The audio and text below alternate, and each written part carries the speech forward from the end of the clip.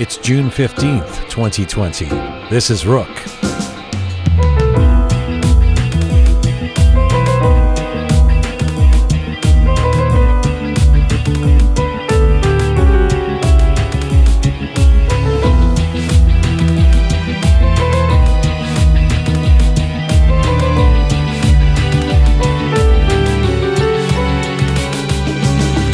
We talk about shining the light as a global Iranian community on our musical artists in the diaspora and back in Iran. It's important to not just highlight the best from the past and the musical styles you might naturally fall back upon, but also those who are paving the way for Persian music's future. So maybe once in a while we need to take a respite from the bandari, the sonati, the talfiqi, and turn up the hip-hop? That's right, it might be the contemporary pop music of the West, but hip-hop and rap are still pretty new in their Iranian incarnations. One of the most beloved pioneers of Iranian hip-hop joins us today. This is Conversations from, to, and about the Iranian diaspora. I'm Jian Ghomeshi. This is Rook.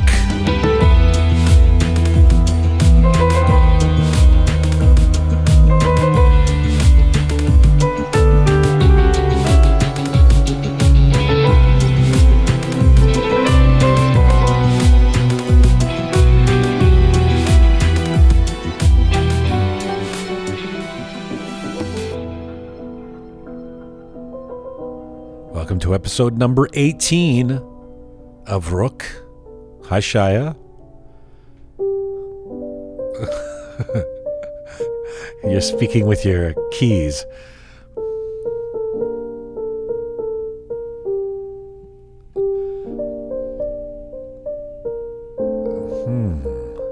It's very nice.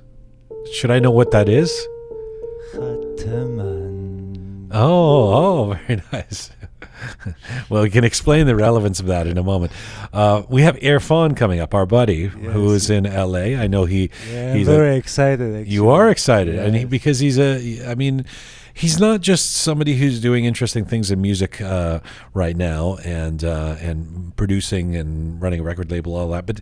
But as we will explain, this genre didn't even really exist of Persian hip hop up until the last couple of decades, and he was one of the forerunners of that, even though he's in his mid-30s. Exactly. Yes. How was your weekend? Pretty well, pretty good. Yeah, actually, the weather is great. The weather's great. Yeah, and I had a day of playing. Sometimes I'm home and actually my dog Oogie, little Oogie, I have a little French bulldog. He had surgery, so I had to kind of tend to him all weekend, making sure that he's okay. How's he? I forgot to ask you. He's really stoned because he's taking these medications to keep him. So he's just kind of looking, staring at the wall like he's done, smoked a huge joint. Philosophical. Yeah. Philosophical, that's correct. Yeah.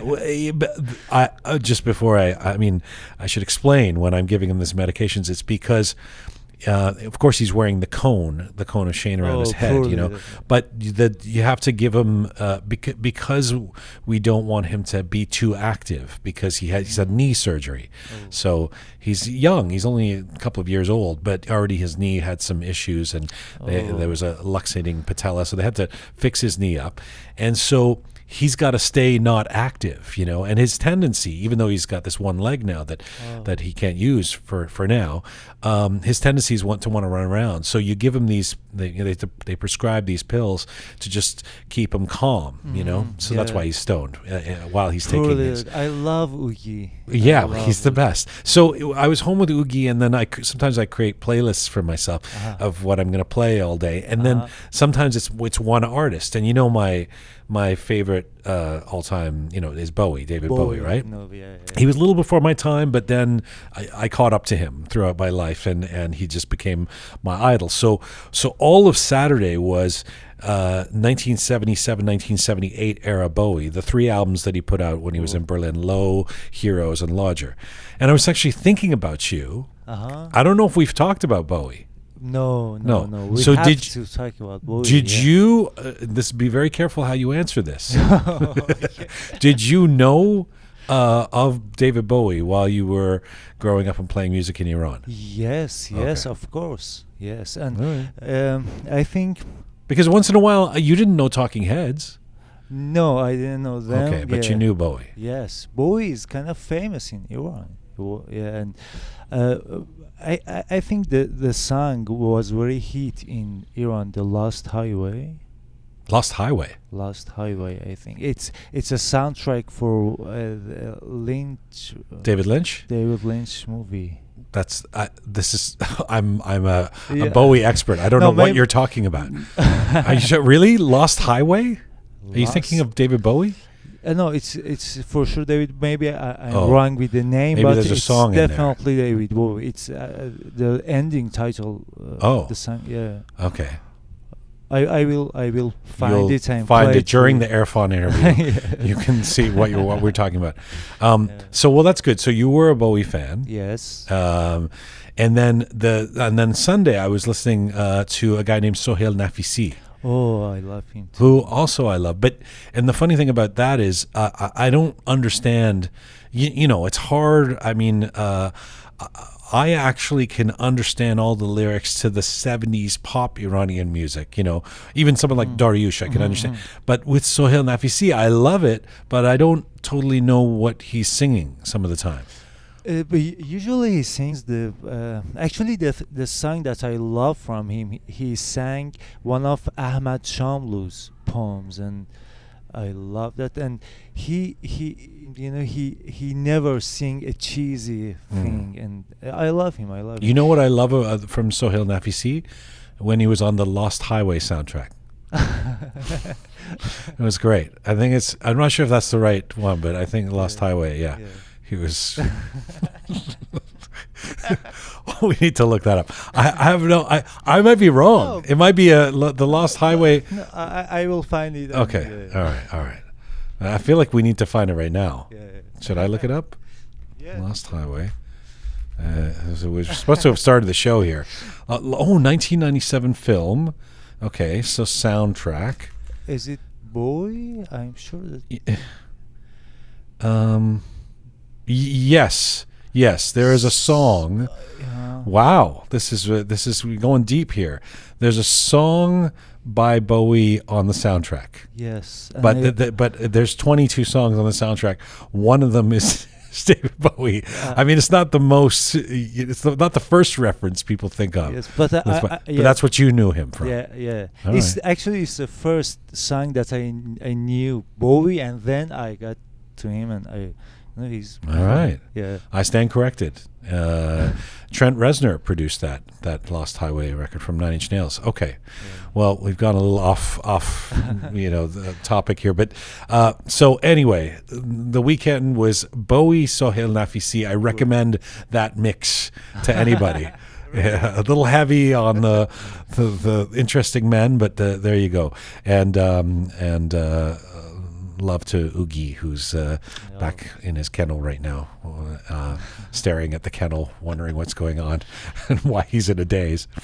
Let me get to our guest, who we've just talked a little bit about, but a very interesting guy. You know, while American youth of the 80s and 90s could grow up idolizing hip-hop artists like Grandmaster Flash and then Public Enemy, the Beastie Boys, or then Snoop Dogg, not a lot of kids born in Esfahan in the 1980s were dreaming of becoming superstar rappers. That's partly because prior to the last couple of decades, Persian hip-hop wasn't a thing. It was something that literally did not exist. In fact, it's such a young subgenre that one of its grizzled veteran pioneers is actually still only 36 years old. And these days, he sounds something like this. اقله خاطرات بچگی تو دره خاطرات نشگی شدیم درگیره هرچی راه بد بگی ولی ندادیم ما باج به شاه و بردگی حرفم که میزنیم جای پردنی وقت سر بریدنم یاد جای پنبنی تو زندگی سرت میره باشی سر بزی این با موش بدونی زده داشتی سر به جیدا آره بدون تیم هارتر منه قبل عمل شما سارتر و زده هنو لمس نکردی. A little taste of Erfan Paydar, or just Erfan, with one of his latest tracks, Paydari, a song off his album from last year called Ayatol Trap. He is a poet whose works run the gamut from daily life and fun screeds to social issues and political commentary. He's a songwriter, a producer, a podcaster, a label owner, and undoubtedly one of the best-known hip-hop artists to come out of the Iranian global community. Erfan joins me from Los Angeles today. Hello, sir. Hi, Jian. What's going on, Shaya? It's good to talk to you guys finally. I'm excited to have this conversation. I'm really happy to have you on. I really am. Listen, first of all, I hope you've been doing okay during the COVID era. I heard you say this in a very recent interview. You said, I want to quote you. You said, there are a lot of things I've gotten used to doing during quarantine. I'm going to stick to doing those things.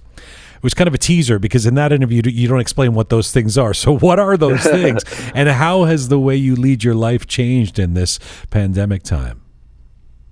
Well, there's a lot of things that you do that just cuts out the hours of your day.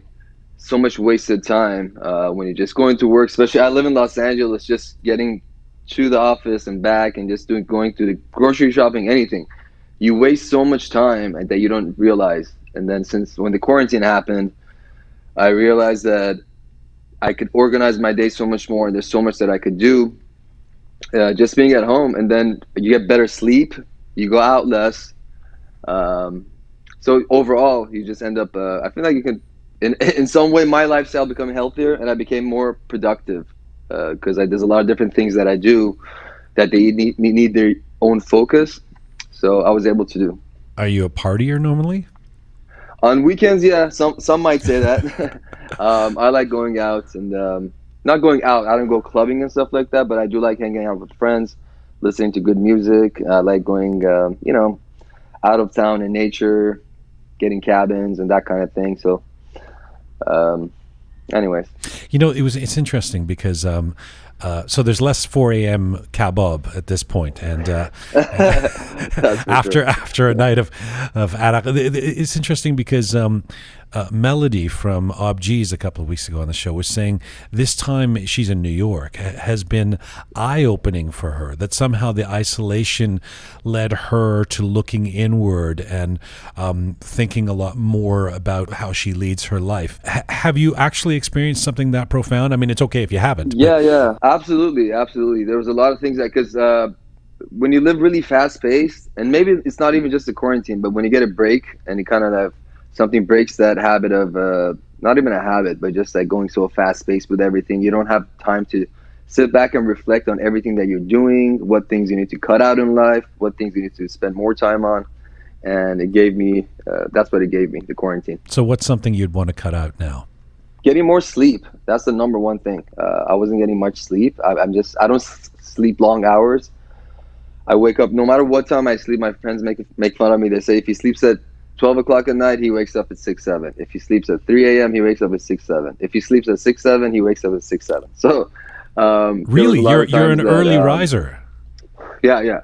I've been always throughout my whole life. I'd wake up like 7 a.m. on weekends when I was like a kid and drive my parents crazy. That's counterintuitive. That's at odds with the drug-addled hip-hop star image that I would expect. You'd been rolling out of bed at 1 in the afternoon, still sobering up. Yeah. So, we've talked to a few musicians during this period who've spoken of their fears for their careers with this pandemic and the aftermath. Of course, musicians not being alone. I mean, everybody's worried about this economically, but sure. Certainly classical musicians or someone like Hamed Nikpay, who was on a few weeks ago, talk about how they don't know how they'll make ends meet without being able to depend on live show revenue in a time when there's not going to be any live shows for the foreseeable future. Is it different in hip hop because you can depend more on recordings and videos to monetize your existence, or are you also worried about where things go from here? No, definitely. I've had some worries because I had to cancel 3 shows. They were postponed, and multiple other shows that were supposed to make happen this summer. I had a big show in LA. Like, everything's been put on hold. So I definitely lost out on a lot of money. But at the same time, because I do so many I do multiple different things that I do. So I've been able to kind of tap into something different, like do more songwriting, for example, for people, and charge people to write songs for them or do production for them. now that I can't do shows, and I fall back on that. You know, I've told you this when you and I have talked before, but for the longest time, I thought you were like a super Irani guy who had more recently come from Iran and probably didn't even speak English. So it was quite funny to find out you're an American lad from California who's also Iranian. And in a way, you are the ultimate diaspora kid because you spent your formative years of schooling both in the United States and in Iran, kind of toggling back and forth. Tell me how that exactly worked. Yeah, well, my dad, he was a professor in soil science, like chemistry of the soil. So since he was a student in the 60s, he always went back and forth between Iran and America. And then when he got married and he had a family, it continued. So I spent, like you said, from kindergarten, then elementary school, junior high school, and then from high school, all four in Iran and here. So I was going back and forth every two to 3 years. So total mix of both cultures and a lot of confusion that comes along with that. Just before the confusion, what's the actual architecture of this? I mean, what does it mean? You would do like half a school year in California and then go do the second half in Iran? Or say you're in high school. What do you actually, tell me what a year would look like. Yeah, pretty much. High school, for example, my 10th grade, I finished 10th grade and then I came here for 11th and 12th grade.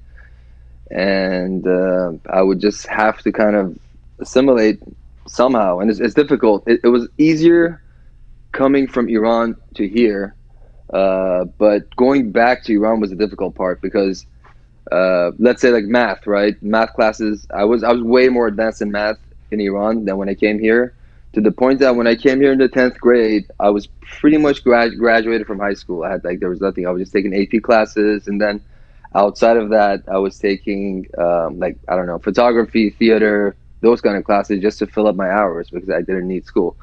But going from here to Iran, let's say we don't have Arabic here, as you know. So let's say going back from here to Iran, and then I haven't studied Arabic for 2 years, and I have to go to class and do Arabic. It's just so difficult. It's insane, you know. It's almost like you're a social experiment. You know, what happens when you take a kid and put them, because I mean, you were born in Isfahan, but then you spent the first few years of your life in the States, right? So much so that your first language was English, and so you went back to Iran as a little kid and learned Farsi. Is that correct? Yeah. I did first grade here, and then I went back to Iran, so I had to do first grade over. And I had to skip the third grade, and I did my whole third grade in the summer over there. And it's tough. It's tough sometimes, but. Well, primary school or public school or high school, for that matter, can be pretty intimidating as it is. So then you're going back and forth, and you don't always know the language as well. You're behind in some ways, ahead in other ways. Obviously, it would have been confusing, but also intimidating. Did you ever feel like I just don't fit in either place? Yeah, I kind of felt like that in both countries because I was a foreign kid when I went to Iran. I was a foreign kid when I came back here.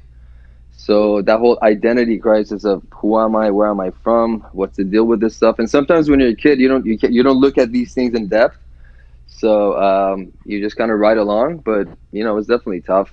What was your way of, you say ride along? I mean, what was your way of dealing with that? One of the ways I dealt with it was to be angry at my parents. I was sort of like, hey, why did you bring me to this place where people think I'm a terrorist or whatever?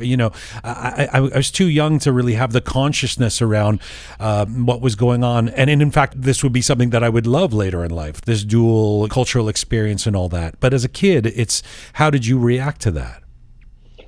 To me, it was just like, oh, this is what it is. Maybe this is just what life is. I didn't know that, there's another way because that's just what I was used to from my first memories on. So this is just life, and that's how it is, and that's what I have to do to get over it. And that's how I dealt with it. So when you're 10 years old and another kid says to you, hey, Erfan, where are you from?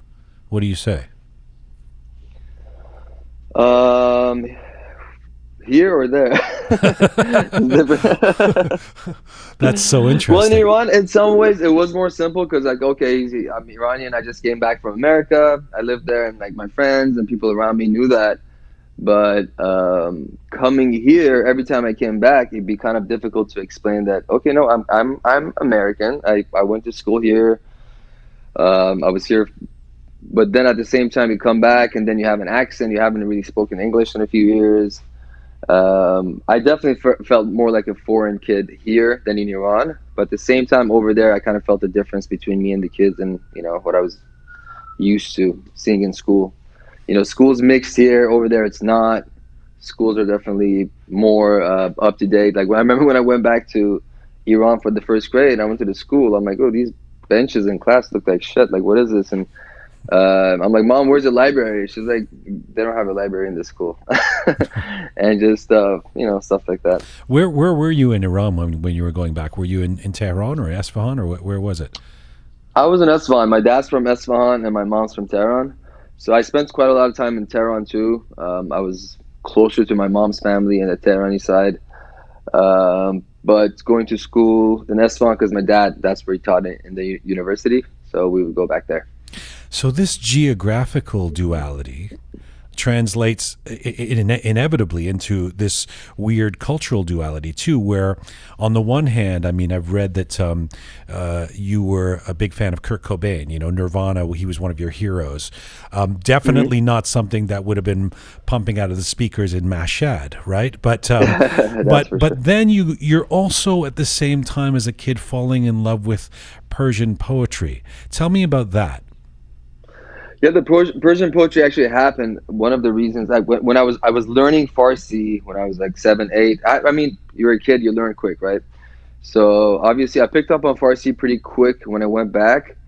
But then for I believe it was my 9th birthday, I got a book of Sa'di as a gift, and I read a lot when I was a kid. I love books. One of the things that you mentioned about like coping or what did you do was just like I read a lot, all kinds, from fiction to Jules Verne's to poetry, history, like, fiction, whatever that seemed interesting to me. But then the poetry really got to me, especially Sa'di. He's an easier poet to understand compared to, let's say, like Maulana, Rumi.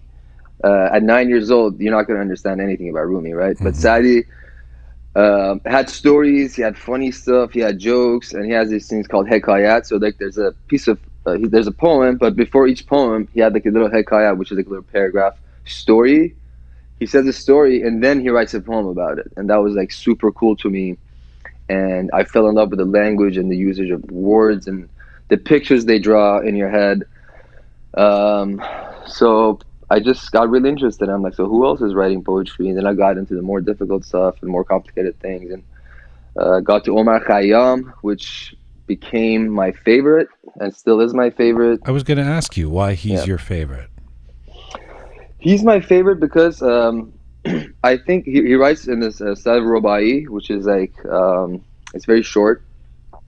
It's just pretty much 2 lines. In Farsi, we say mesra. It's like 2 baits or 4 mesras, and I would just, the things about life and death that he talks about, and he basically, let me put it this way. Rumi, there's like, you read 2-3 pages of one poem, and at the end, it says something that blows your mind. You're like, whoa, like, I read all this and there was a point to it that I get now, and that's crazy. Khayyam, he says these really big things, really important things that's important to everybody. It's mostly focused on life and death and living in the now. And he does it in such a small, it's a small piece of writing that it blew me away. And I thought like, wow, this guy wrote these things 800 years ago. I'm reading it now. It's exactly how I feel, and it's so relatable. Sometimes maybe Rumi or Hafez was not as relatable to everyday things in life that we go through and people think about. And that whole message of life and death and living in the now, and we're not going to be here forever, of Khayyam, changed my life. And it was one of the reasons that got me thinking about death and got me to be interested in writing and wanting to leave something in behind. Because I'm like, okay, he wrote this stuff 800 years ago, and I read it right now. And if it's like he wrote it today, I want that. I want that when I'm gone. so many people came before us, so many people are going to come after us, with no mention, nothing left of them.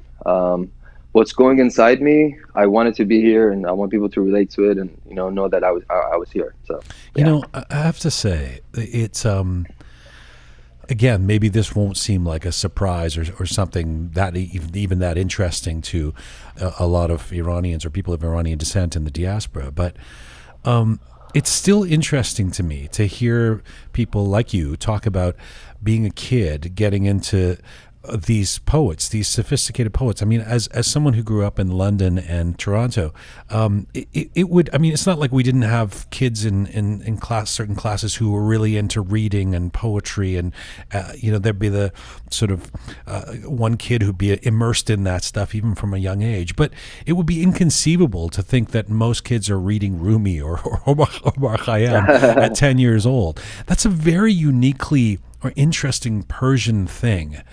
And I wonder how, when you were consuming and absorbing these poems, and then you would come back to American Erfan in California, how you would, or if you would, talk to other kids about that stuff. Well, yeah, I guess it's still, even for an Iranian or Persian kid, it's not typical for everybody to, read poetry, and like none of my friends were into it.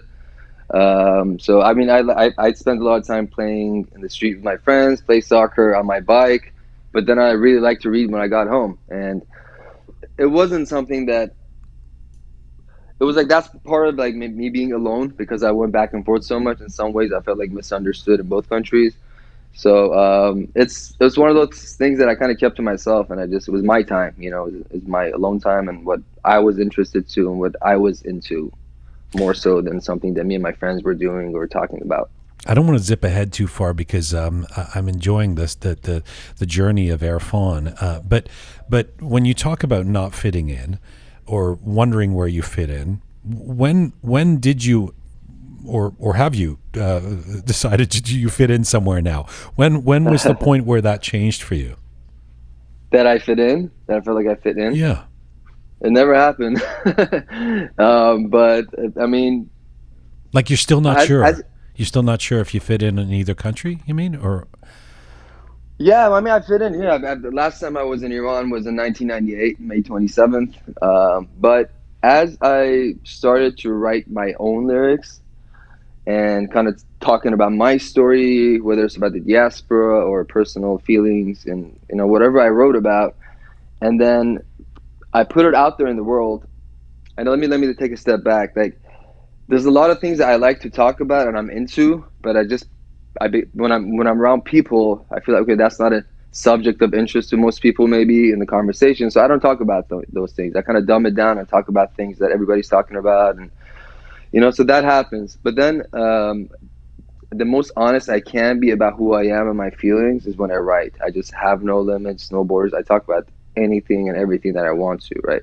So once I did that and I put it out there in the world and people responded to it, that's when I felt like, you feel like, okay, if people are getting my most personal feelings and they're understanding it to the point that they're becoming a fan of my music and they're kind of idolizing it, okay, then no, there's a connection here between me and people.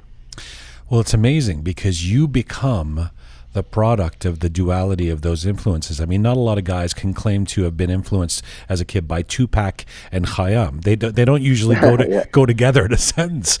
You must have wondered where exactly you fit in with those kinds of vastly different creative sources. When did you realize, or was it even a conscious thing, that you were becoming a fusion of those two worlds in terms of the art that you were going to create? It happened years later. That happened years later. And now, maybe when I was a kid, I didn't like the fact of going back and forth so much, and I didn't like it. But now, like everything, every bad thing that happens in your life, every tough thing that happens in your life, at the time it's shitty, but later on you realize, like, okay, I learned a lot from that, and that changed me. That made me tougher. That made me more, sometimes I feel like I'm a chameleon. I have no fear of just going to any country, starting over right now, starting a new field, new job, nothing. Like, I don't have fear of anything, and that comes from my background. And wait, what? What do you mean? So What? So if they if right now you were told you have to go to Argentina and start over, you'd be okay with that? Yeah, I'm okay with that. Sometimes I strive for it. I want to do it, you know. Like sometimes my friends like, come on, like chill. Like I'm like, I want to go live in, you know, maybe I like Spain. You know, it's interesting. They're like, dude, shut up, just chill, relax. You're good. You don't have to like. But you still want to be Erfan with your legacy and your albums and all that, or would you be cool if all that was taken away? No. I mean, that's a big part of my life. I've spent the past 20 years of my life to that. So I don't want that to go away. But I mean more in the sense of a lot of people, they like stability and they like to getting in the rhythm of something and staying there. But I have no fear of, you know, losing that rhythm and starting something new. So even if I would go to Argentina, I would still continue to do my music. But I'm not afraid about the unknown of what Argentina is and its new land, because I've lived in so many different countries and cities and places. That's just like the whole world is like, you know, I would say it's the same to me, but it's just another place to live. I completely understand and relate. I want to actually see if I can deconstruct this. To go from those influences of Tupac and Khayyam to what you become as a hip-hop artist and a rapper, because it's so fascinating. Persian hip-hop did not really exist when you were a teenager, which, by the way, wasn't that long ago. I mean, 20 years ago, there's no such thing. You're considered one of the pioneers of the genre, along with artists like Hichkas or Zed Bazi.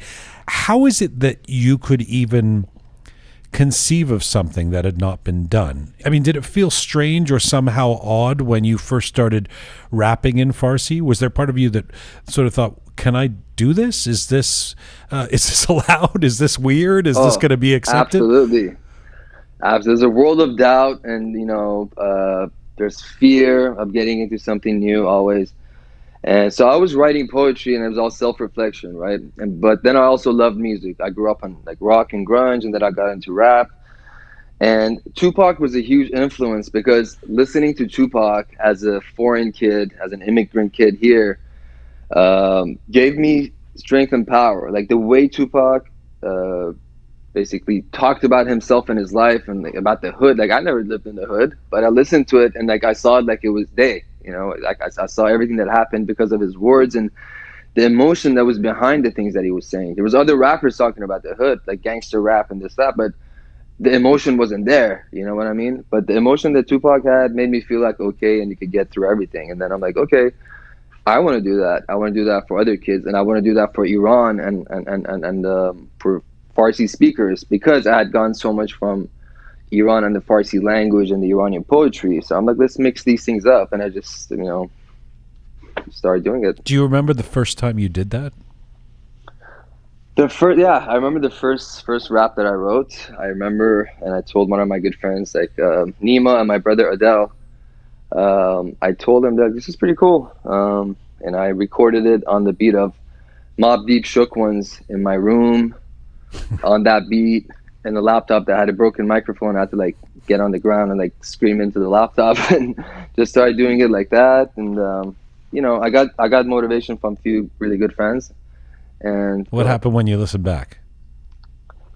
When I listen, I don't have that. I wish I had that song. I have no idea where it is. But like when I listen to my first songs right now, I mean, it really takes back. It's an emotional journey. When I listen to it, kind of like I think about the past, let's say 17 years since I started doing it seriously.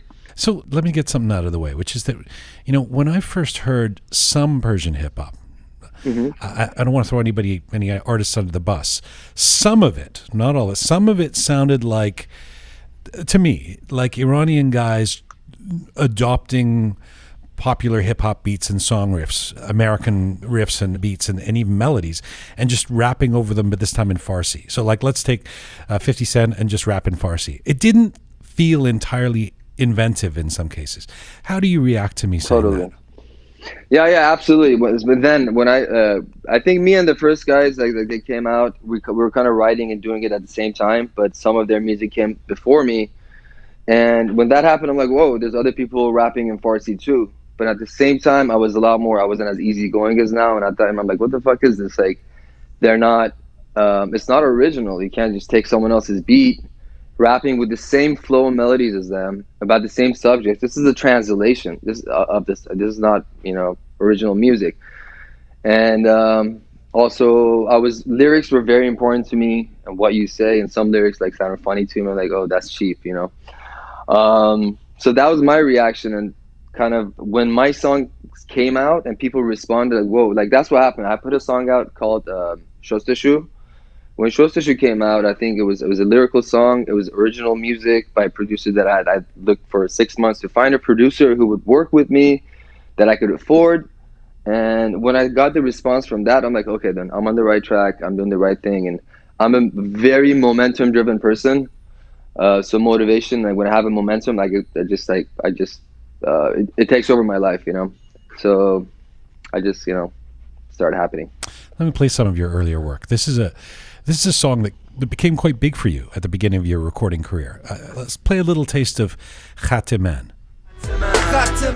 صد مرد هفت خط داره، خط یه رد بی برگشت داره، لشکر از تهران تا مصرف داره، برا تک تکشونم من هستم، پای شستم واسه افراده تو خیابون، نگاه چپ به من بکس کیم او، دستم اشاره خطم میان زود، هرکس که باشه بذار بیان تو میخوان زود، هرکی بکنم قبل من چشه کور، آهنگام پخت میشه هوا ما دارم وقتی نیست نفس وقتی حوض دارم بپرم.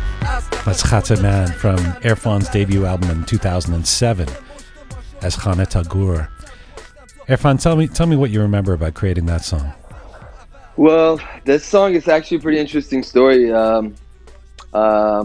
When I released that, I'm not a superstitious person by any means, but some things, the way they happen is just amazing. So I had a best friend in junior high before moving back to Iran. That's when I lived in Northern California. I lived in Sacramento, and his name was Amir. He went separate ways. I went back to Iran. He stayed here. We lost contact. You know, there was no like Facebook and internet, like, you know, social media to keep in touch with people back then. So I come back to America, Southern California. I start writing. The first song that I released, Shostashu, MySpace was hot back then. So I put that song on MySpace. So maybe a few days after my song came out, I get a message from this guy. It says like, "Are you so and so? And you went to so and such school in Sacramento?" I'm like, "What the fuck? Amir, it's you?" And he's like, "Yeah." He's like, "Bro, I produce. I have a studio in LA, and I've been producing for a few years now. Like, we should get together." I'm like, "That's amazing. My best friend from back in the day. I'm a rapper now. He's a really good producer." So we got together, and he started like playing beats for me, producing music for me, and this is one of the songs that he sent me, and I loved it right off the bat.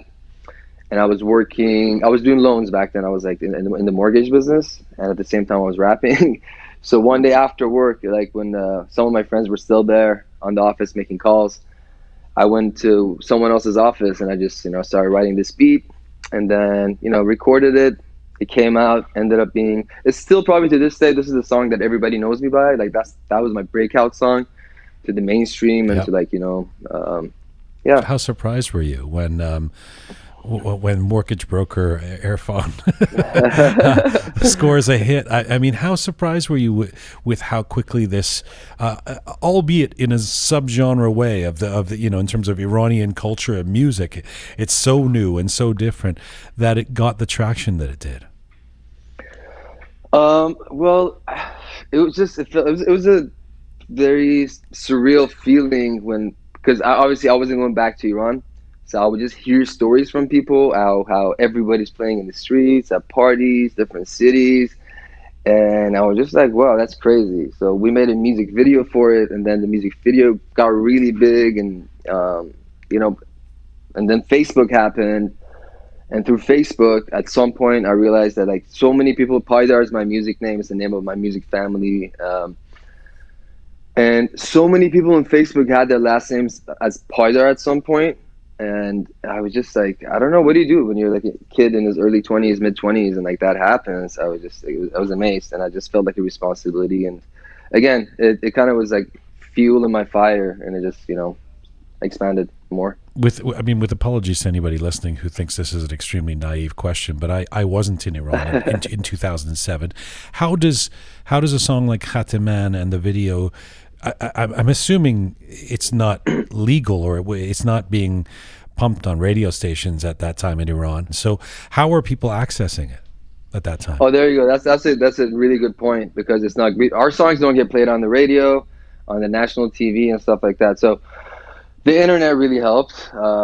and people back then, especially the whole Bluetooth thing came through, and people like sharing songs through Bluetooth, and just kind of it's like a grassroots thing. People sharing it with each other, and also satellite TV. There was satellite music channels like PMC, and they would play the music videos, and everybody would watch that, you know, rather than the Iranian national TV. So that definitely also helped, and you know. I mean, you must have been shocked when you started figuring out that there's kids listening to this stuff in Tabriz or Shiraz or whatever, right? Yeah.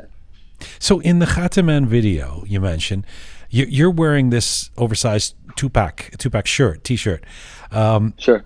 And I was watching it, and again, this question comes up of, okay, where the music comes from and who we are. And talk to me about walking the line between adopting sounds that you love and appropriating African-American music, for example. I know you must have thought about this. Where do you come down on that? Sure. Well, to me, the way I felt, I think is the most important thing of how you feel when you're doing something. And to me, it was love. It was a love for Tupac, and it was love for hip hop music. We grew up on it, right? And at the same time, I was putting that music out through my filter. So I wasn't basically talking about what American rappers are talking about per se. Right. You know, I was saying my story. I was talking about my story, but through that filter, and because I learned from it, right? I was inspired by it.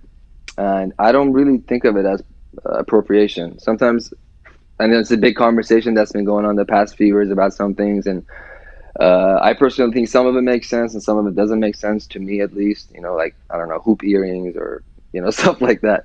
But yeah, to me, I felt like I'm just giving something back to my people through my filter.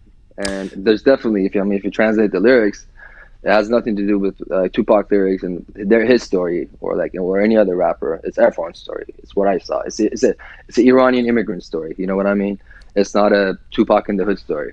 The other conversation that happens, and has been happening in recent years, and it's the same one that people have about punk rock too, but they certainly have it about hip hop, is to say that hip hop artists, this is not Iranian hip hop artists, but in general, have lost their way in terms of where it originally came from. You know, something that was the poetry of the street when it emerged in the late 70s and early 80s in New York has become this thing about sort of bling and whatever, you know, sure. And it really is more like pop in many cases now. Do you feel like Persian hip hop is about the street, or is it more the domain, I mean, with exceptions, of course, of middle class or upper middle class Persian kids? I mean, which is fair too. Have you reflected on that? Is there a class dimension to Persian hip hop that is different from where hip hop would have started in America? Yeah, I think there's definitely something about that, but and a lot of people are try to put hip hop in a box as far as like what it should be about. Hip hop should be about politics, should be about the streets, and then like it shouldn't be about like mainstream or like partying with cars and stuff like that. I'm like, you know what? It's just like a style of expression. To me, that's what it is. Even if you go back in the old school days, there was like hip hop is like they said there's hip hop, there was that, and then there was Public Enemy, right? There was like even different styles of hip hop from the very beginning. It wasn't everybody, but so this.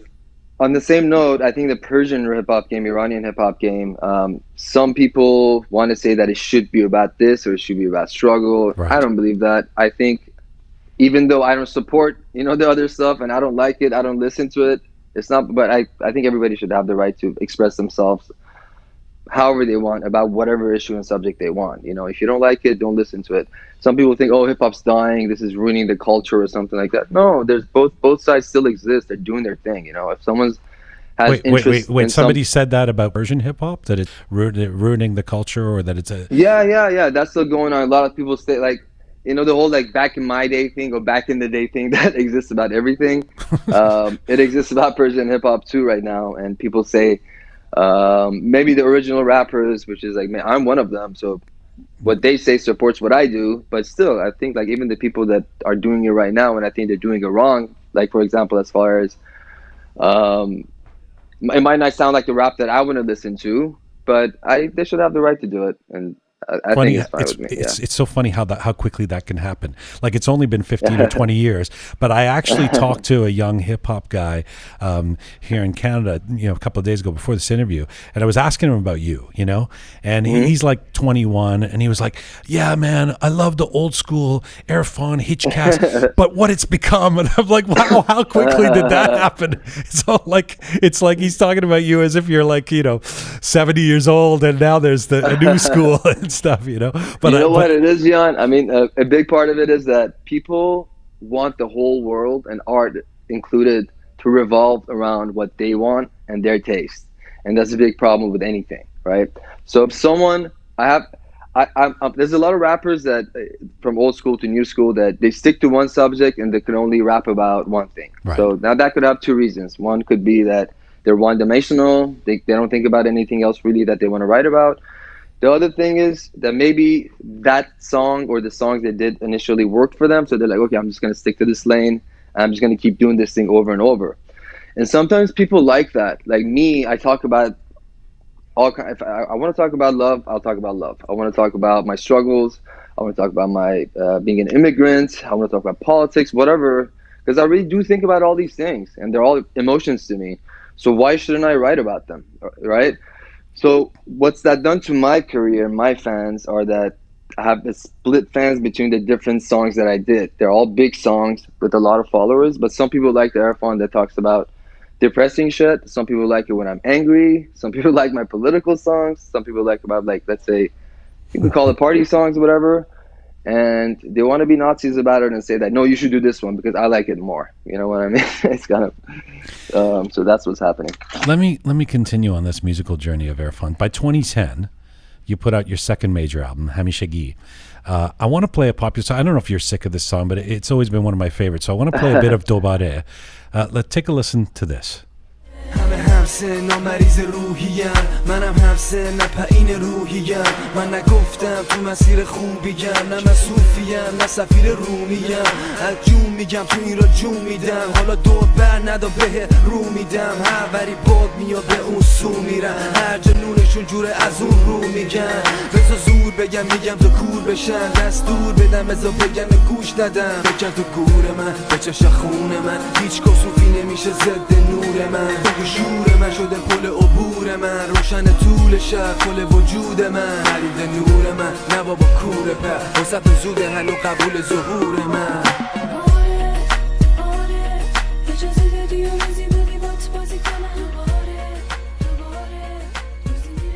That's Dobare from 2010, Erfan.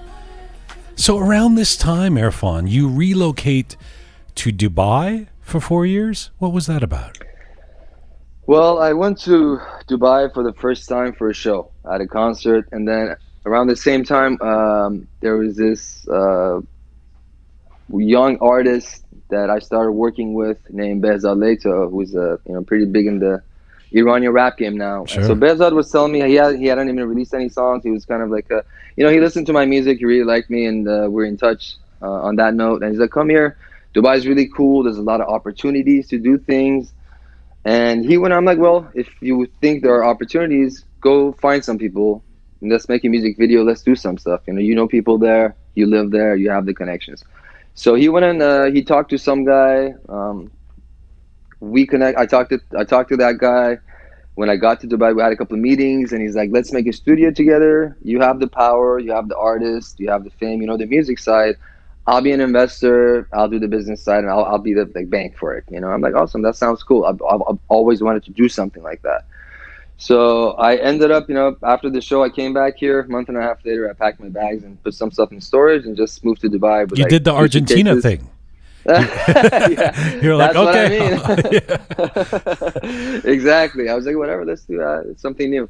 So I moved to Dubai. We started a label. We started a music studio. But after a while, things just weren't going as planned. And there were some clashes between me and that guy. And so the whole thing got put on pause. But I stayed in Dubai for another few years. So I lived there from 2000 to 2014, doing various different things. I worked at a TV channel. Then I got into real estate towards the end before moving back to Los Angeles. And I lived in Malaysia at some point in between. I moved to Malaysia for 3-4 months. I didn't like it. It happened through my job, and I went there. I told my boss, you know what, I don't like it here. It's not my thing. So I moved back to Dubai, and anyway, here we are today. So there's a couple of things I want to ask you about there. First of all, when you say I was doing some real estate and all that, I always find this shocking. You're one of the biggest hip-hop artists in Iranian history. Your videos, even by 2010, around that time, are getting tons of views. You must have had, I guess, do we have streams in 2010? We didn't have something like Spotify, but you must have been selling a lot of records. So is that to say that you couldn't make this 100% your career yet at that point? Oh, absolutely. Because it's not. I wasn't selling a lot of records. People download stuff, right? In Iran, when 95% of your fans, let's say 90% of your fans are in Iran, right? And you can't sell any songs there, you can't do any shows there, you can't partner with anybody for any businesses there, you can't do any merch there, selling merchandise. What do? How are you making your money, right? So I always did other jobs, like financial stuff, like I was in the mortgage industry, but at the same time in my 20s, the struggle was that when I focused on that and I made like decent money, then my music suffered, right? So then I would save up money for a while, and then I would get back into my emotional zone, tap into myself, make really good music, but then my making money side would suffer. You know, I couldn't do business, like I couldn't mix them up together. It's something that I learned, and I'm better at it now in my 30s. Like I learned how to do that, but back then it was a struggle. And so, no, I wasn't making good money, and I wasn't doing good financially at all when I was in Dubai, doing those things, and I had to have other jobs. People who regularly listen to Rook at this point might be tired already of me saying this, but I just find that really heartbreaking, because it's the same story as Hamed Nikpeh or Ali Azimi, people we've had on the show who you've got this huge fan base, and you can't even get the support to continue doing the craft that's created the fan base because you can't get a direct access to them. I mean, it's heartbreaking, I find. It is, and then not only that, but then your fans and the people break your heart too, by saying that, you know, the issue that I had compared to rappers living in Iran. A lot of people in Iran, because they haven't been on the outside, they haven't lived on the outside of Iran, they think once you leave, everything's beautiful. Money starts pouring in, you mansion, Mercedes, you know, all those things, and that's just not true for us who've lived here and we've struggled. That's just not the case. So for them, they always thought I have it easier as an Iranian rapper on the outside, or I must be really rich, or my father is rich and he's paying for my career. And when in reality, I was working my ass off, 80 hours a week, making money, and then I would spend my money to make a really good music video. And people, instead of saying, "Wow, you hustled, man, you did a good job," they're like, "Oh, well, you live there, it's easy." When in reality, the rappers who were in Iran and had a name, music was free they lived in their parents' house. They didn't have rent. Studios are free for people who are famous in Iran that they're rapping there. You know what I mean? And that wasn't the case for me. And that was always a very annoying thing that pissed me off. And, you know, it still goes on to this day. And another point that I want to make about this subject is, for some reason, that this doesn't happen in, you don't see under Jay-Z's, Instagram or Drake's Instagram, you have money, you're comfortable. You don't see, American fans saying that you're being rich or making money is not a bad thing here. People route for you. They're like, no, awesome, he did it, he killed it, he made especially it. Especially in hip hop, it's seen as a validation. Yeah, for sure. But with Iranian people, success, if you make money or something like that, they're just they want to put you down, or talk shit about you, or say oh, he has it easy, or not recognize the things that you've done for the music and for yourself and for your life, more importantly. Why do you think that is? I think it's just lack of knowledge. They just don't know, they just, and I also think as growing up in Iran, what is America about? You could be whoever you want. You could make it really big. Same thing in Japan, Japanese culture is really big as you focus, you dedicate yourself to your work in your life. You do this and do that, and you become successful. Then you give back to your country, to your people. But Iran, we're not taught that as children, and it's a struggle for me to get through to my fans and the youth sometimes, and I tell them dude, you could be anything you want. You could do this. I say the longest speech about you can be anything that you want if you focus on it, you dedicate your time to it, not be lazy. you can make things happen even in Iran. They're like, oh no, you don't live here. Can they be anything they want? Is that really true? Can a kid growing up in Iran right now be Erfan if he wants to be? To a certain extent, to a certain extent, depends. But I notice the differences, right? If you live in America, like you don't have any filter and you can do this and that, but it's not so black and white is my point. It's not that over there it's impossible, you can't do anything, but over here you can. There's multiple artists from my generation that didn't really have anything financial backing in Iran. They made it big in Iran, they moved out, and they made a career and a life for themselves outside of Iran, right? If you want to do that. But my point's not even just about music, about other things in life. In Iran, I'm saying if Nelson Mandela lived in South Africa and from a village and he became Nelson Mandela, you should shut the fuck up and not complain all the time and just at least try, not just I'm not going to do anything because I have no way out. That's the thing. So maybe I should have, in short, this is what I want to say is like, the way to deal with your situation is not to say I don't have a way out and so I'm just not going to do anything about it. You should still struggle and have hope and, go after the things that you want, and you'll make your life better, right? Do you agree with this part at least, that you could have a better life than what you have right now if you work hard? I think that Nelson Mandela is a great example. But you've also said, Erfan, you said in a recent interview that Iranian youth, from your standpoint, don't believe in themselves these days. You said that with some sadness. What does that mean to you? They just don't think anything will ever get better, because especially the people, like, they've never, let's say you live in a country and since you were born, everything is just always getting worse, right? In the sense of it, like, at least economically, things are always getting worse. Your money's losing value. Your relation with other countries are getting worse. And, so it's kind of easy to not have that much hope, and so that's why in the past few years, I've tried to kind of make that the message of some of my music, just positivity, and you can do it. And I have gotten a response from that. I get messages from people like, oh, you told me to do what I believe in. I became a doctor. I became an engineer. I became an artist. I became, whatever it is that they're doing. And I love that. But at the same time, like, seeing when I put something really positive out there and I see the no hope messages, there's nothing out there for me, it's heartbreaking.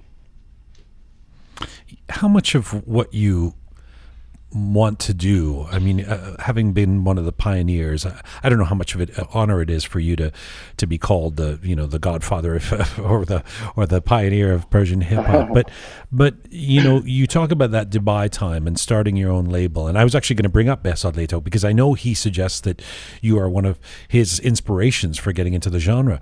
How much has your career become about wanting to foster an Iranian musical community at this point, wanting to build this thing for others? Well, it's a big part of what I even dreamed of from before, because in some sense, right, like, I'm realistic about the fact that I'm not always going to be around, and any artist in any country, any language, they have ups and downs, and they have the times that overall is considered their better records or like their golden time and golden age and stuff like that. So even aside, I just always wanted to kind of nurture other artists around me, and that's why I started Paydar. And I wanted to have other artists around. I feel like I'm capable of doing more than just make my own music. I'm capable of making music for other people, and at the same time support other musicians to kind of become their own versions of me, not me, but like their own versions. So that's why I made Paydar, and I made sure whatever artist, whoever joins, they have full artistic freedom as far as style. I don't say like, oh, if you don't rap about politics, you can't be in my label. You could make fun music, you could make sad music, whatever you want to do. Be you, but be the best that you are. And so that's why I started Paydar, and I started nurturing it throughout the years. There's been multiple artists that were members and still are, that are working and have become successful. Behzad is one of them. Let's say Sogan was another artist. And like Ali Jidal, now we have Iman, there's Taham, there's Paya, Sakesh. On the note of, by the way, I think that's fantastic that you're creating that space and you've helped do that. In terms of that connection to the majority of that audience that happened to be not necessarily in the diaspora, but in Iran, I was reading in a book that you were described as an Iranian rapper in exile. Are you in exile? I mean, technically, or are you an Iranian American who cannot currently visit Iran? What is your status in terms of you and in Iran? Correct me if I'm wrong, but when you're in exile, you don't give you a choice, right? You don't have a choice. You have to leave. But that didn't happen. When I left Iran, I didn't leave Iran because of music. It kind of happened. After I left, I started doing music. And so it was by choice. I mean, it sucks. It's horrible that I can't go back. Why? And I realized what that means when I talk to like an American person. I'll tell them I can't go back to Iran because I rap. They're like, what are you talking about? How's that even possible, right? And it's not the fact that I can't go back to Iran, but I can't leave Iran when I go back, and I'll get in trouble when I go there. So I don't think, I mean, Rap exile, is rap and hip hop outlawed in Iran, or does it depend on the lyrics, or what is the technical issue with rap? There's no, it's just not recognized. There's no law that says rap is illegal, for example. It's just not recognized, and like there's people who have tried to get they call it mujavez, but so they could do it legally, the permit to make music. No one's ever gotten it. They don't give it to you no matter what. Even if you just do love songs, even if you don't say anything political, anything about social issues, no one gets it. You can't rap legally. You can't. Yeah. Wow. Like let's say. So if you wrote a rap song lauding, like celebrating the Iranian government, like a hip hop celebration of the regime, would that get aired, or? That's what I'm wondering, if it's by genre or by lyric. I'm so frustrated hearing stories about censorship that I know that it's impossible to deconstruct this in any sort of logical way sometimes, because it's just whimsical. But I'm very curious, what it actually means. Yeah. Well, I mean, even there are rappers who they don't have the permit, they're not legally doing music, but they secretly get support. And they try to make them big. Let's say there's some guy named Hamid Safat, and his music, I mean, is like pretty much supportive of the situation and everything over there that happens, right? And sometimes they go on these trips to these like Karbala, and they go to like war zones and stuff like that to have that. They have like they keep that persona, right? That like supportive of like everything that's going on. And even they don't get the permit, but they do what they want. No one bugs them. They don't get arrested. There's even artists who leave the country and do concerts and go back, and they don't get in trouble somehow, right? But so it all depends on who you know, how well you're connected. But as far as just being legal and doing shows there, selling your music, it hasn't happened for anybody. And I mean, even outside of rap, let's say you're a singer, you're a pop singer, you're a classic singer, you have to take your lyrics. There's no laws about what you can and can't say. You have to put it in front of some guy who gave him that position, that he has the right. He reads your poetry or lyrics or whatever you want to call it. He says, okay, you can sing this song. The guy from Ershad, you can sing this song. It's okay. And then someone else goes and like they read their lyrics. Oh, you can't do this song. It might even be the same lyrics. Just depends how if the guy likes you or not. And there's no written rules, and that's the fucked up part. There's no like. There's nothing they could like go based on it. Be like, okay, if I do this, for sure, I'm going to get in. So this brings up the notion of social commentary and political dialogue in some of your music. We started the interview playing a taste of Paidari from your latest album. It's a song that has some pointed commentary sprinkled into it. How important is it for you to be addressing issues around what is happening in Iran or what is happening with people of Iranian descent? It's very important to me, even as long as it's been since I've been back. It's one of the things that emotionally really affects me. And sometimes I don't know why. Like sometimes I'm watching like a documentary about Iran. Some guys went to Iran to try Iranian food, right? And it shows a scene of just people walking in the streets of Iran, and I just burst out crying out of nowhere. I'm like, why am I crying about this? Like, why is this so emotional to me? But just like, and nothing sad is happening in the scene. It's just people walking in the streets. But it's just like, I feel like deeply connected with Iran and its people, and so it's really important to me that whatever that is on my mind, I'm going to talk about it, and I've done that. Even though I mentioned this to you before, there have been times that I'm like, okay, maybe I should chill out, maybe I should calm down with the political stuff, so I can go back to Iran. I miss it. I really want to be there. This is my prime. That's my country.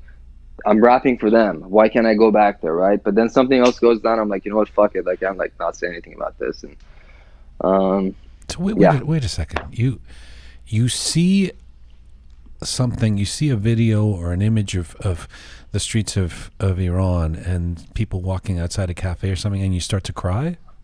Yeah. One of the rare things that makes me cry is that. Tell me what's going on there. What do you think? I think it's just emotional. I feel the connection with the people, especially when it's young people, or if I see like people in university, you know, when I'm like university students walking around or something like that. And it's happened like so often to me. And I think it's the whole part of, and I'm very open about talking about like these things. I'm not afraid to talk about something made me cry.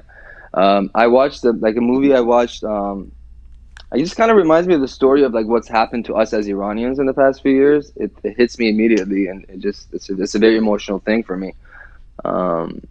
Yeah. Are you crying, do you think, because you're sad for them, or you're sad that you're not there, or just a general...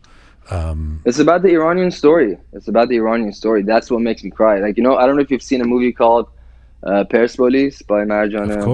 Of course. I think it's outstanding, yeah. Based on her I'm book. I want to make this clear. I'm not a person who goes to movies and cries. I've never cried in any movie before. I went to the movie theater. Too late, man. You're we will forever see you as a guy crying in the theaters. Yeah, go ahead. I went and saw Persian in the movie theaters years ago when it came out. That movie really had me fucked up because it was like maybe a generation or two before me, her story, but it was exactly my story and so many other people's story. And that movie was like, I think that the perfect Iranian diaspora movie, and talking about our situation and what happened in our country and us as immigrants and the reason for us migrating outside, you know. So imagine a satrapi. Yeah. So yeah, so these things, I mean, I think it's the Iranian story. I've always said, if you want to understand the Iranian Revolution or the Iranian story of the last few decades, you don't need to go and read a textbook. You know, you could just read the graphic novel Persepolis, and then Persepolis 2, and it's all there. It's outstanding what she did there. Amazing. I'm glad you've seen it. You did talk about chilling out and doing different kind of stuff that isn't so political or social issue oriented. So let me play a bit of a track that got a lot of attention and some streams a couple of years ago. Not some streams, a lot. This is what I might call an Erfan pop hit. So let's play a little taste of حال من خوبه. حال من خوبه، مال مشروبه، گاهی یاری گاهی بد خوبه، جای خالی جای وقت بوده.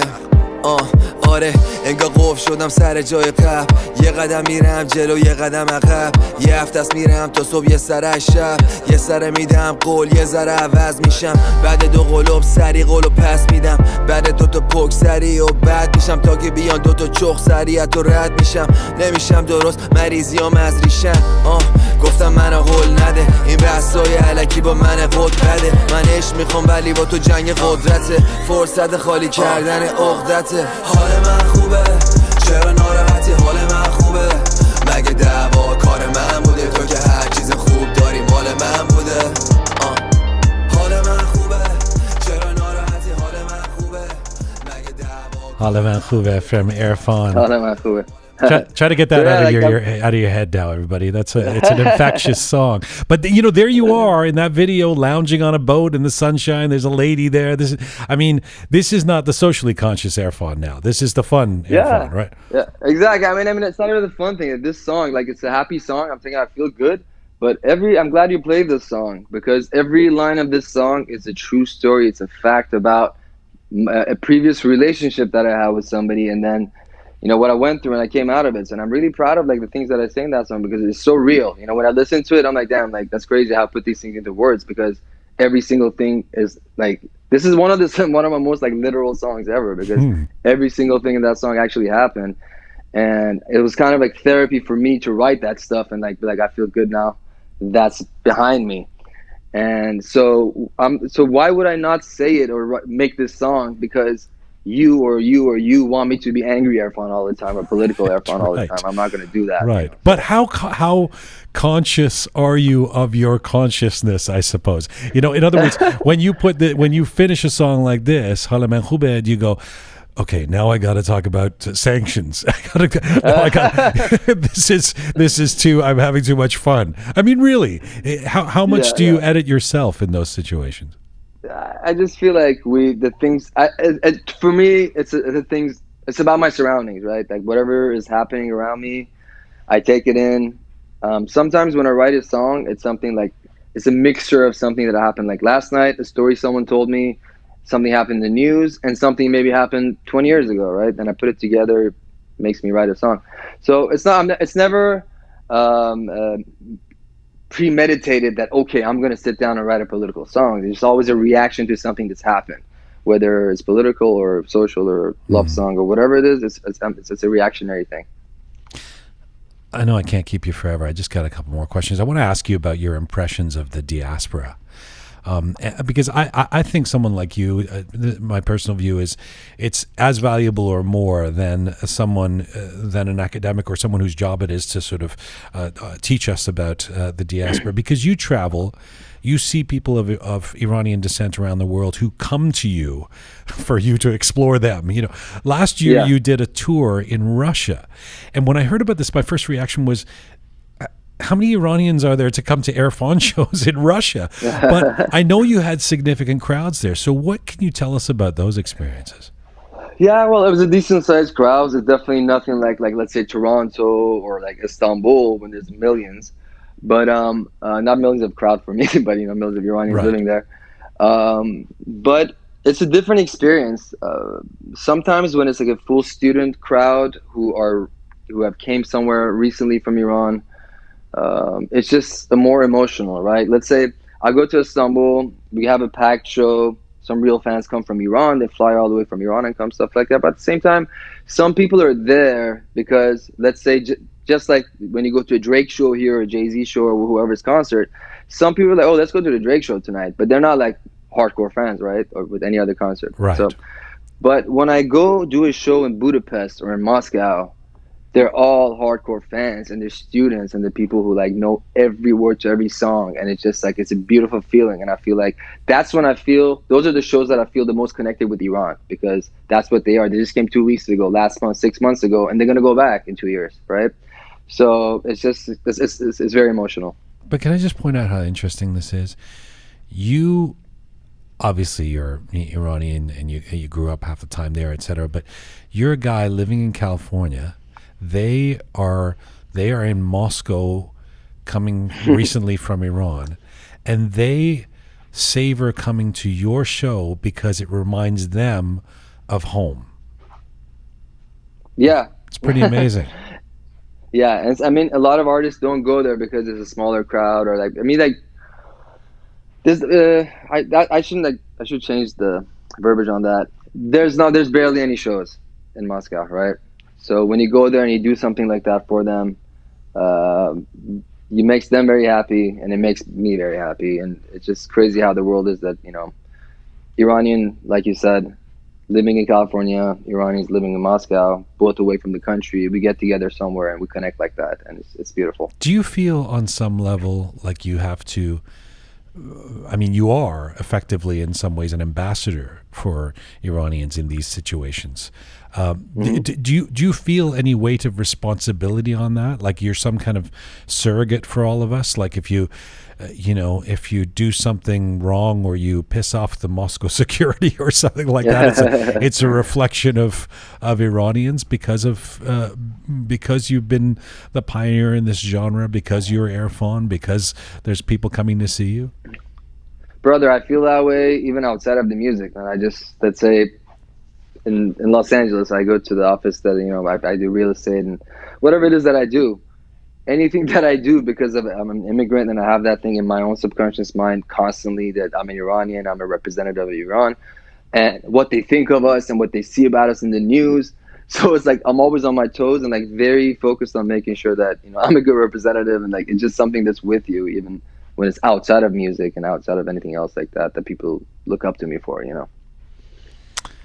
You're an interesting guy. Before I let you go, you've done a lot in terms of helping to shape this genre. Besazi, ye chizi, you've done this thing, but you're still a pretty young guy. Where do you feel like you're at on the Erfan journey? Yeah, well, I feel like there's a lot of things that I've been working on in the past couple of years that maybe they're somehow related to my music, but not necessarily directly. And they're also part of my journey because I'm not, again, my interest, music doesn't define all my interests. There's a lot of things that I'm really deeply interested in and passionate about outside of music. Music is number one, but it's like photography, cooking. I like making clothes, not with my hands, but the fact that like I just like that industry. I think it's cool to like, you know, do that. And just bringing all these things together is what I've worked on the past couple of years, and now it's happening. And I feel like what do you call it? I feel like in your 30s, there's a lot of confusion in your 20s. I don't have that anymore. I know exactly what I want. I know what kind of music I want to make. I don't care what anybody thinks about the music that I make and anything else that I do. So I think it's I have a long way ahead of me, but this is like the easiest it's ever been to focus and kind of like know what path I want to go move forward on. You can't tell me that you can't tell me that you're into cooking without me asking what the best Erfan dish is then. I don't know. I like making everything, man. But I like grilling a lot. You know, I do a lot of that, and yeah, man. I just like grilling is probably my like specialty of not just making the meat, but like, you know, marinating it, keeping it, and I like making باقالی پلو مایشه. All right, okay, that's not easy. I was thinking, okay, his version of cooking is he throws a steak on the barbecue. So باقالی پلو is a little. That's a different story. As soon as I said the grilling, I'm like, you think I'm just like a, you know, dad making hot dogs on 4th of July? That's right. You put your flip flops on. You threw a steak on the Barbie, and now you're calling yourself a cook. Yeah. No. I do everything. Yeah. So we want to go out on a song that also came out relatively recently called Yechi Beynishe. And what can you tell us about this song? I love this song. This song, like, the reason I was talking to my best friend Yaya, who's like, you know, he's been my best friend for probably like 17 years now. And he's a therapist, very deep guy, very spiritual guy. And we're just talking about the principle of duality in things.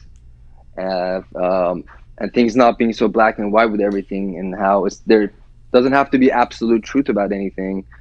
If you make money, then you can't be spiritual, or you have to let go of anything like that you like to become like a Buddhist in a temple, or you can't. You know what I mean? Like, so we're just thinking about different things that like, no, there's grays in between. You can do both to a certain extent, and pay attention to the surroundings of who you are, where we are in this world, and, you know, still be true to yourself and the things that you love, and you have to act a certain way.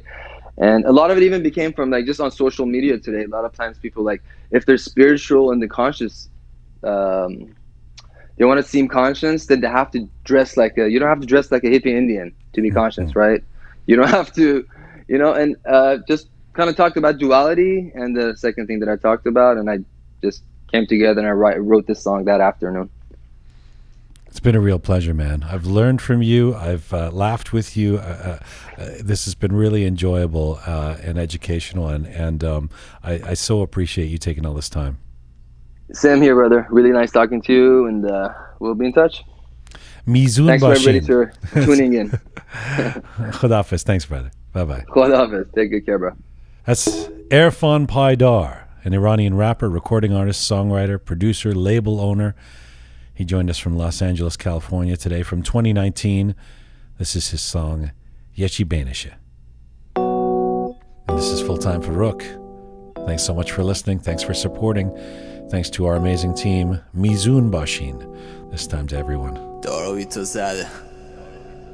سفید و سیانی یه چی بینشه آره راستی و ریانی یه چی بینشه نه خوبه نه بده نه روزه نه شبه نمونده نه رده آره همون یه چی بینشه گرم و سرد نیست و یه چی بینشه آره جزر و مد نیست و یه چی بینشه نه شله نه شره نه قله نه دره نه گرگه نه بره آره همون یه چی بینشه میگم پولو بده بره سودو بده بره مادیاتو همه دود کن بده بره یا که روحو بده بره قلب خوبو بده بره از انسانیت هرچی تهش موندو بده بره میگم ترسو بده بره شکو بده بره گذاشتم بر خودت حدو بده بره حد وسط هم داریم هم پولو میخوام هم روحو توی هر روتاشو میکنم من کم رو تو. سفید و سیانی یه چی بینشه، راستی و ریانی یه چی بینشه.